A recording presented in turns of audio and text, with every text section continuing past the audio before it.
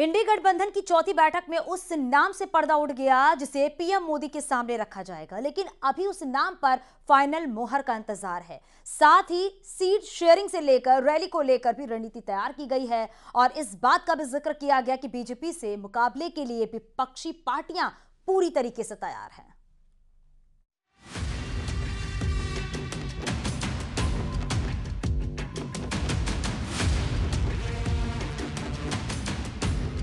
मोदी से मुकाबले के लिए 28 विपक्षी दल एक छत के नीचे आ गए। कई घंटों तक बैठक चली। सीट शेयरिंग से लेकर चुनावी रैली तक पर बात हुई और उस नाम का भी जिक्र हुआ जिसे नरेंद्र मोदी के सामने रखा जाएगा। दावा किया जा रहा है कि विपक्ष ने कांग्रेस अध्यक्ष मल्लिकार्जुन खड़गे के नाम को आगे बढ़ाया, लेकिन मल्लिकार्जुन खड़गे ने इससे इनकार कर दिया।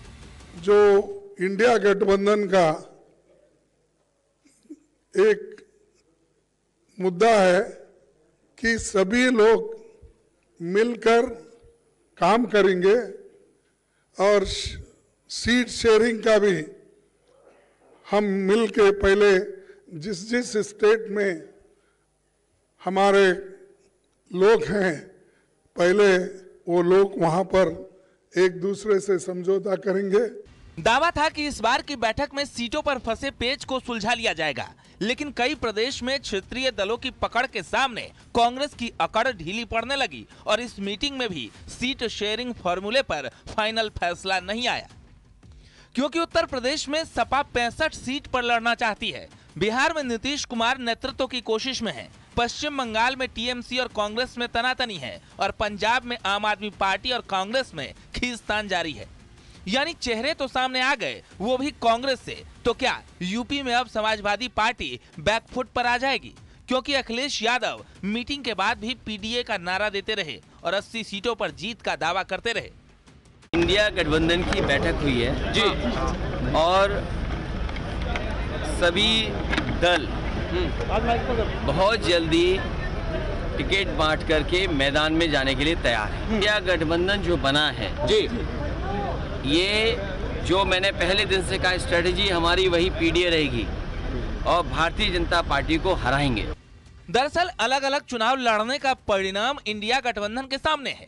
ऐसे में कोशिश अब सभी दलों को एकजुट करने की है, लेकिन सबसे बड़ा सवाल यह है कि इंडिया गठबंधन के बड़े नेता सामूहिक नेतृत्व की बात करते हैं, लेकिन उन्हीं पार्टियों की सेकेंड लाइन अपने अपने नेताओं के लिए बैटिंग भी है।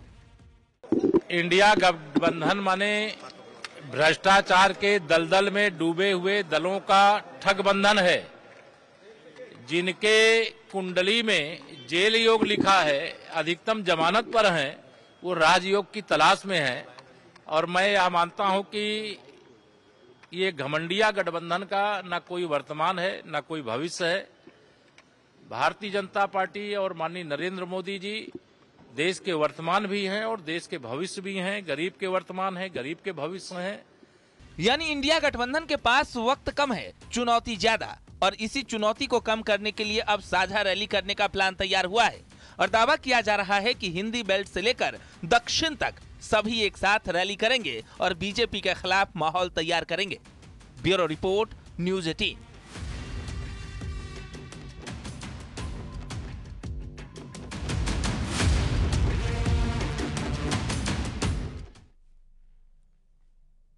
नोएडा एयरपोर्ट को लेकर लखनऊ में सीएम ने हाई लेवल बैठक की है। इस दौरान सीएम योगी ने एयरपोर्ट के निर्माण और कनेक्टिविटी की समीक्षा की। उन्होंने कहा है कि एयरपोर्ट तक बेहतरीन रोड, मेट्रो और रैपिड रेल कनेक्टिविटी होगी और इतना ही नहीं, आईजीआई एयरपोर्ट दिल्ली से सीधी कनेक्टिविटी होने की बात भी कही गई। इस दौरान सीएम ने अधिकारियों को फरवरी 2024 तक रनवे तैयार करवाकर ट्रायल लैंडिंग करवाने के निर्देश भी दिए हैं। साथ ही जेवर को रेल सेवा से जोड़ने के लिए भी चोला से रूंधी तक नई रेल लाइन की बनाने की तैयारी भी की जा रही है।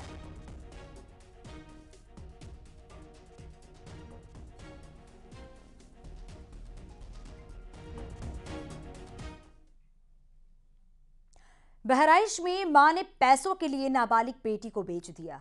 आरोप के मुताबिक उसने 1 लाख रुपए लेकर लड़की को एक अधेड़ के हाथों बेच दिया। मामला सामने आने पर एक एनजीओ ने लड़की को आरोपी मां और युवक से छुड़ाकर बाल कल्याण समिति को सौंप दिया है। लड़की की शिकायत पर आरोपी मां और युवक के खिलाफ मुकदमा दर्ज कर लिया गया है। पुलिस अब आरोपी मां और लड़की को खरीदने वाले युवक की गिरफ्तारी की कोशिशों में जुटी हुई है।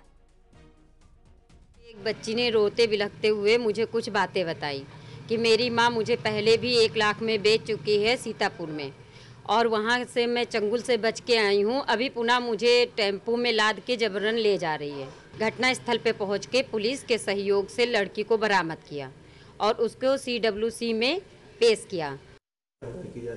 जनपद बहराइच के थाना रामगांव क्षेत्र की एक 17 वर्षीय युवती ने CWC के समक्ष बयान दिया कि उसकी मां ने 1 लाख रुपए लेकर के एक बड़ी उम्र के व्यक्ति के साथ उसकी ज़बरदस्ती शादी करवा दी गई।